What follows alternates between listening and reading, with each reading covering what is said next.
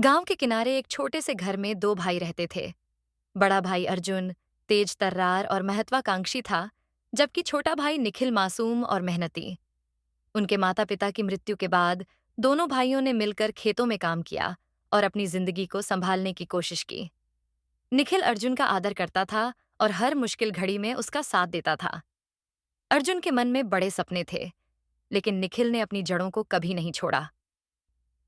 अर्जुन को शहर में एक व्यापार के बारे में पता चला, जो जल्दी पैसा कमाने का वादा करता था। उसने निखिल से कहा, भाई, हमारे खेतों की आमदनी सीमित है।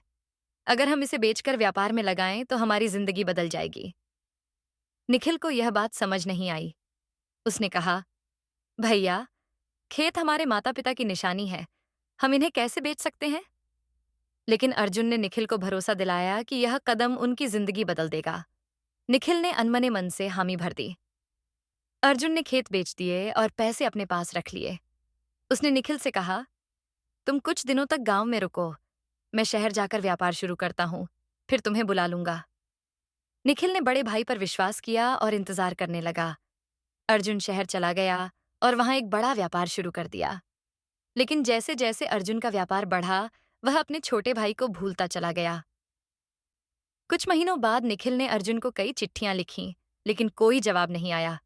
जब निखिल ने गांव के एक व्यक्ति से अर्जुन के बारे में पूछा, तो उसे पता चला कि अर्जुन शहर में आलीशान जिंदगी जी रहा है। निखिल को बहुत ठेस पहुंची। उसने सोचा, जिस भाई पर मैंने हमेशा भरोसा किया, उसने ही मुझे धोखा दिया। निखिल ने गांव छोड़ने का फैसला किया और अर्जुन से मिलने शहर गया। वहां उसने देखा कि अर्जुन के पास महंगा बंगला, गाड़ियां और नौकर चाकर थे।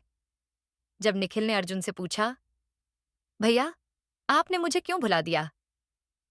अर्जुन ने कहा, ये मेरी मेहनत का नतीजा है। तुम्हें गांव में रहना ही ठीक था। तुम्हें व्यापार की समझ नहीं है। यह सुनकर निखिल का दिल टूट गया। वह गुस्से में वहां से चला गया।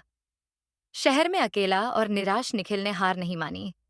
उसने छोटी छोटी नौकरियां की, मेहनत की और अपनी जिंदगी को नए सिरे से शुरू किया।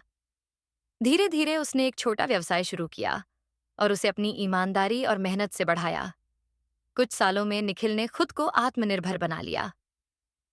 अर्जुन का लालच कभी खत्म नहीं हुआ।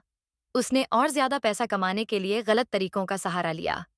व्यापार घाटे में चला गया और उसे अपना बंगला, गाड़ियां और सब कुछ बेचना पड़ा।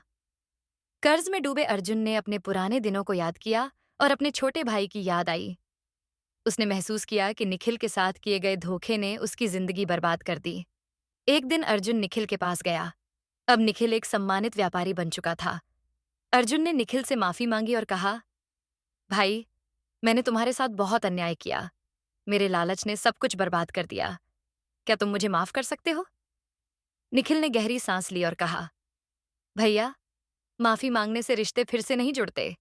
विश्वास एक बार टूट जाए तो उसे दोबारा जोड़ना आसान नहीं, लेकिन मैं आपको एक मौका जरूर दूंगा।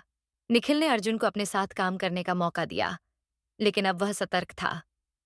दोनों ने मिलकर फिर से नई शुरुआत की, लेकिन उनका रिश्ता वैसा नहीं रहा जैसा पहले था। अंत, एंडिंग। अर्जुन ने अपने छोटे भाई के भरोसे का महत्व समझा और निखिल ने सिखाया कि मेहनत और ईमानदारी से ही जिंदगी में असली सफलता मिलती है। सीख, लालच और धोखा रिश्तों को खत्म कर सकते हैं।